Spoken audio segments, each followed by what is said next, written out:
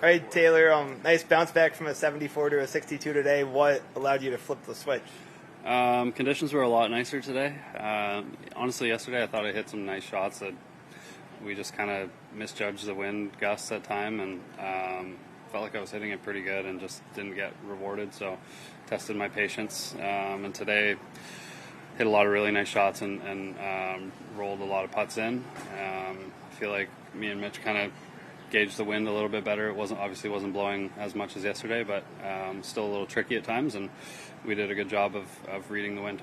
Were you discouraged at all last night, or was it such just with the conditions you were easily able to chalk it up as a...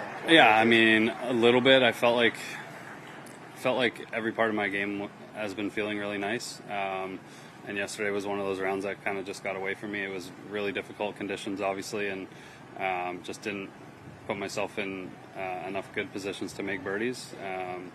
Today was a different story. I got off to a nice start, made some nice putts early in the round, and was able to kind of hold on to that momentum and hold one from off the green on 17 was a bit of a bonus. But yeah, overall it was a really solid day. And Myles Creighton, I don't know if you saw it, he just shot 59. Did he? Oh, good for him. Which it's about time.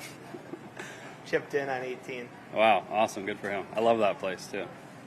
I know you had the clip last fall. They asked you a player who you'd see at the Tour Championship soon, and you said Myles Creighton, which for some people it wasn't a common name that you'd hear. Could you kind of explain what it is about him that made you think of him for that question? Yeah, he's. I play a lot of golf with him at home in Florida. And he's just a really solid player. You know, he's come up through the ranks, played PGA Tour China for a couple years and had some good stuff there. And he's been on the Korn Ferry maybe 2 or 3 years now, but his game's really solid, drives it well, hits it long enough. I think he's a good putter. He might disagree, but yeah, I think his game's, made for the PGA Tour, and hopefully he'll be out here soon.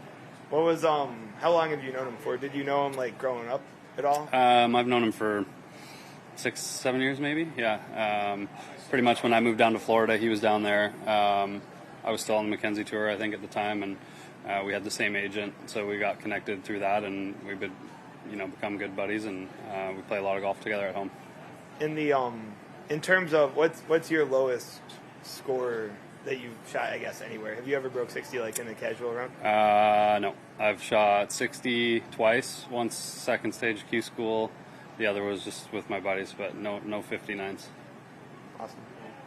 Taylor, when you get on a roll, like you make 4 birdies in a row and you got a hole like 15 coming up, which is gettable, what's your thought process there?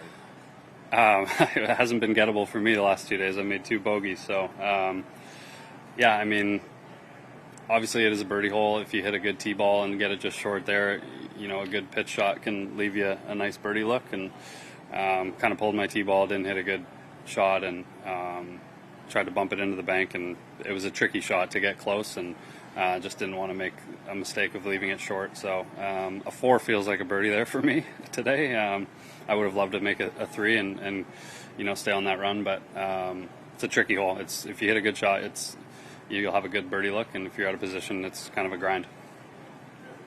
Thank you. Sweet.